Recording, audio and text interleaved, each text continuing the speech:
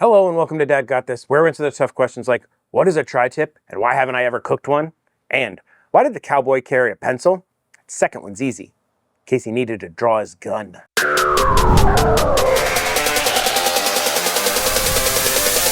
That's right, today we are tackling tri-tip, a meat that is not widely available in my local area unless you go to a place like Wild Fork Foods. What is tri-tip? It is a triangular tipped shaped beef roast.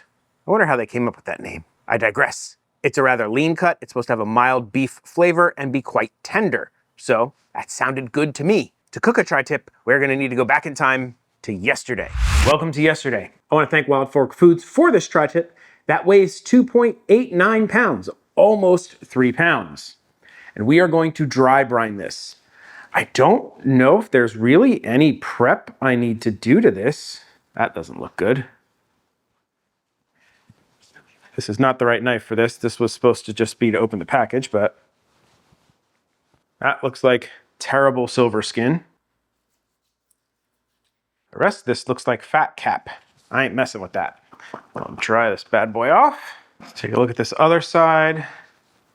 I see some what looks to be silver skin type material here. I'll get rid of that. I'm just gonna score this a little bit on this underside. And I think that's gonna be fine. For our dry brine, you can either use a half of a teaspoon of salt per pound or 1% of the weight. I weighed this guy out, it was 1,300 grams, so I have 13 grams of sea salt. And we are just going to try to get as much of that salt onto the meat as possible. That's it. We're gonna go ahead and stick this in the fridge overnight. Now that we are back from yesterday, I have retrieved the tri-tip from my meat refrigerator and it is looking good. No hints of salt on there at all. It looks like it's dried out a little bit. This is going to be perfect for what we want to do. Because it has dried out so much, we are gonna need to add some sort of lubricant to get our spices to stick. I'm gonna use Wagyu beef fat tallow spray, also from Wild Fork Foods.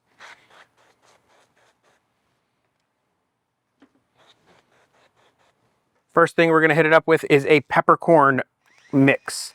This is a green-pink peppercorn mix. A little bit of black peppercorn in here. Should add a nice little flavor to it. I'm not going with too much of a heavy pepper crust on this because it's not gonna be in here that long. So it's not like it's gonna build a bark. Next up, we're gonna hit it with some dad dust. 50% granulated garlic, 50% granulated onion, splash of MSG. We have already salted this when we did the dry brine, so we don't need any salt. You can use a barbecue rub on this, just make sure it's not heavy in salt, because you have already salted your meat. And last but not least, we're gonna use some herbs de Provence. This is just a general herb mix, kind of like an Italian mix. It's got a bunch of fun stuff in it. Should add a nice herby flavor. And we're gonna roast this fat side up. That's ready to go. For today's cook, I'm using the trusty old Ninja Woodfire, and I'm gonna use some smoking pecan pellets. I really like the amount of smoke and flavor that these get. They're pretty much my go-to pellet for the Ninja Woodfire. Grab your pellet hopper and fill it to the top. The igniter is on the top on the old models, but it's just a good idea to do that. Take it and move it vigorously from side to side. That is the dad shake. The dad shake either compacts the pellets and makes it burn better, separates the pellets and gives it lots of air and makes it burn better, or does absolutely nothing and just makes me feel like it burns better. Still do it every time. I'm using a technique that has worked really well for me. It is the cold smoke method. We're gonna cold smoke this for 1 hour before we move into a more traditional barbecue style cook. This seems to add a lot of smoky flavor to the meats that I cook on the wood fire, because some people complain that the wood fire doesn't give them enough smoke flavor. This is a way to amp that up and kind of just beef it up. Beef it up. See what I did there? If you have a Ninja Woodfire Pro XL, use the probe. Cooking to temp and knowing your temps is going to ensure perfection, and it eliminates a whole bunch of variables and problems that can happen when you cook. If you cook to temp, it's going to work. Now I'll give you the times that it takes for me to cook this, but cook to temp. If you don't have the Pro XL, get yourself a wireless thermometer. Some of them are as low as 40 bucks. I'll throw a link down to a couple that I like in the description, but I'm gonna kind of try and see if I can't do a little bit different than I normally do. Go through the top here. We're gonna try a probe up in there. If you're using the smoking pecan pellets like I am, you can go ahead and throw this in the smoker right when it's heating up. I have not noticed any off or bitter flavors throwing it in the dirty smoke portion here in the beginning of cooks using those pellets. So I do that. If you're sensitive to smoke and that flavor really gets you off, don't do that. Wait till it says add food. But I'm just gonna go stick this in now. I'm going to use my elevated rack. It allows for a little bit better smoke penetration all the way around the meat.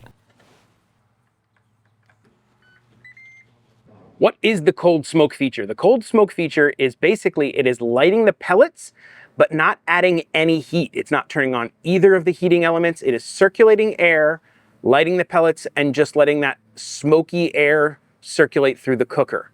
Now, it does raise the temperature of the meat a little bit. There is some heat being generated from those pellets burning on the side. So it's not like it's dead cold in there and the meat's gonna stay at the exact same temperature it was when you put it in. So the meat temperature is gonna rise a little bit, but it's the most gentle method you can use to add smoke to the meat and keep it relatively cool. Why would you wanna do that? Smoke penetration happens more in the early stages of the cook than in the later stages of the cook. Once the meat reaches a certain temperature, smoke kind of stops penetrating and just starts clinging to the outside of the meat. So the more smoke you can get into the meat while it's cold, the better. One thing I have noticed about the wood fires, most of the smoke, when you look at the color of the meat, you can tell most of the smoke is hitting at the top of the meat because that's where it's coming down from. I'm gonna go ahead and flip this halfway through so we get good smoke on both sides. I've never done it before. We'll see if it works. While that guy's smoking away, let's knock out a quick chimichurri sauce. I call it chimichurri because it's not chimichurri. It's closer to a chimichurri, but it's not that. Grab yourself a nice bunch of parsley. And I just kind of chop down along like this. Any really big stalks, I'll try to get rid of. You can do that by hand. You can do what I did with the knife there. A couple won't hurt. You just want to try to get rid of the big thick ones. They're not the greatest for when you're making a spice sauce that you're going to eat raw. Because this is not getting cooked. I like to just ball this sucker up as tight as I can. And then just go at it. There you go. All chopped up. Get yourself a bowl. I'm gonna say that's probably about a cup. To this bowl, we are gonna add a half a cup of extra virgin olive oil. Get some good stuff. 1 teaspoon of apple cider vinegar. In here are my dry spices. I got a teaspoon of salt, a teaspoon of the herbs de Provence, and a teaspoon of that peppercorn mix that we used earlier. And here's where it gets a little weird. We are gonna add a teaspoon of fish sauce. I just absolutely love the flavor this gives. It is an Asian ingredient. I use it in a lot of cooking because my wife is Filipino and they use it in everything. But I'm adding a teaspoon-ish, more if you like it, to this. I think it's gonna add an awesome flavor. Now we're just gonna mix. Now, if you wanna kick it up, you can add some peppers and some spice to it, but my family's not a big fan of that, so I'll leave those to me on the side. Salty, acidy, amazing. We'll set this aside and we'll wait for that 1 hour to finish. But first, that flip at 30 minutes. The 1 hour cold smoke's up. Let's see how it looks. Looks okay. We'll flip it one more time here. So now it's time to set up for our real smoke, which is gonna be at 225 degrees Fahrenheit. We're gonna smoke it until it hits an internal temperature of 120 degrees Fahrenheit. This is gonna give us some time to then go ahead and set it aside, get the grill to heat up to high for our final sear. We're gonna shoot for that 134 perfect medium rare. To do that, I'm going to use the app.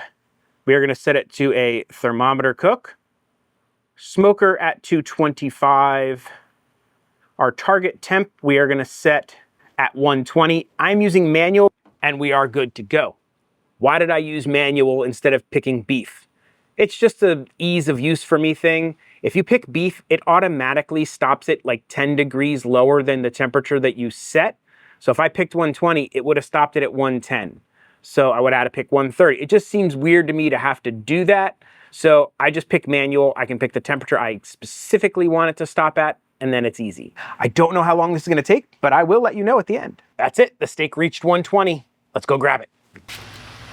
It took about 50 minutes for it to come up to temp. At this point, go ahead and turn the grill off, back on, and set it to the grill high setting so it can preheat for our sear. I'd say it looks pretty good. It's definitely taken on some smoky color, but it's lacking a crust. So to do that, we flip the Ninja to the grill high setting, and we're gonna let it preheat for at least 10 minutes to get that griddle nice and hot. This guy can come out. The Woodfire has preheated for 10 minutes. It got up to about 500 degrees Fahrenheit, and we're gonna use some more Wagyu beef fat spray. The spray is just to kind of add a little bit extra to the grate so we get a really nice sear. Now, I'm gonna press it down so we can get good contact, and I'm gonna take another grill pan that I have and put it on top. You just want something heavy. I let it sit there for 1 minute. Took it off, hit it with a little bit more beef tallow spray, and now we're gonna flip it, but you wanna flip it to a different section of the griddle because that's gonna be hotter than the section the steak was just on. Put your weight back on and let it go for about another minute. Pull it off, and at this point, we're gonna go ahead and sear off all the sides, let them go. That takes about another minute or so. In total, the entire sear process took about 3 minutes total.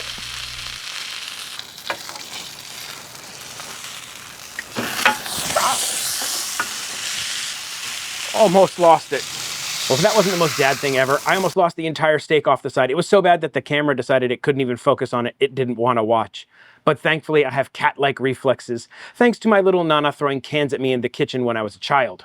But we're gonna let this rest for at least 10 minutes, let all those juices work their way back into the steak, and then I get to try it. It's been a little over 10 minutes. Let's see how it looks.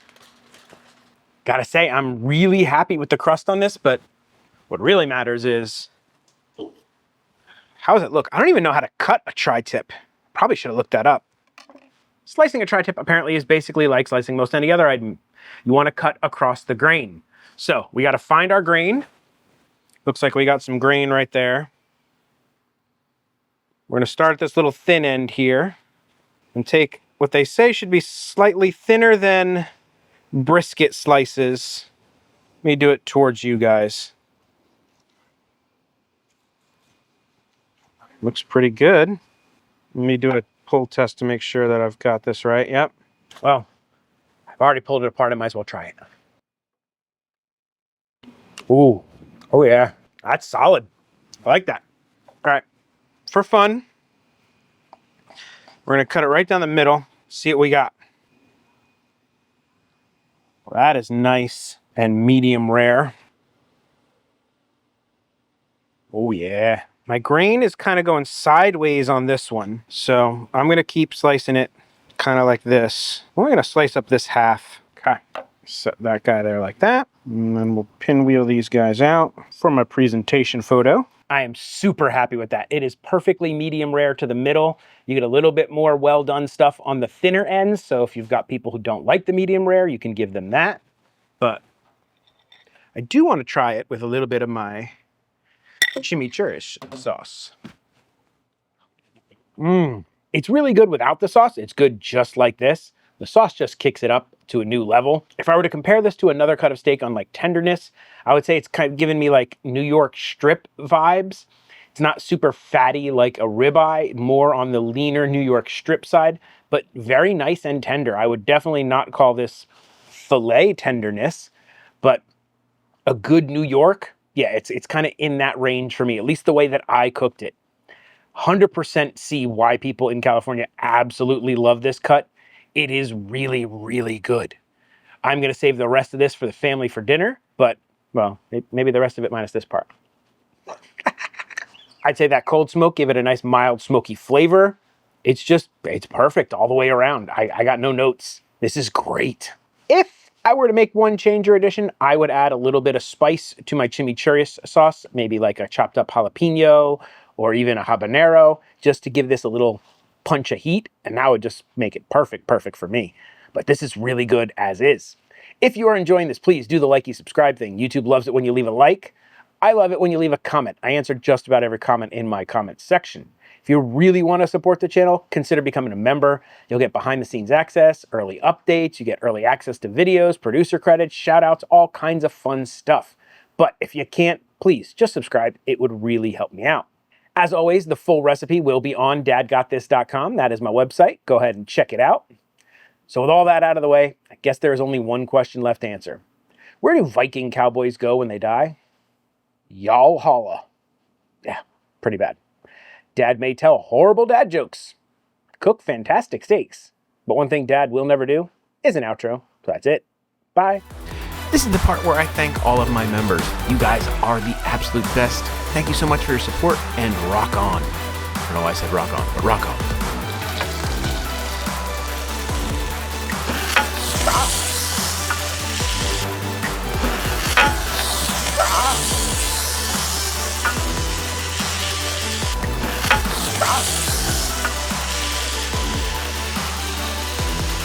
Almost lost it.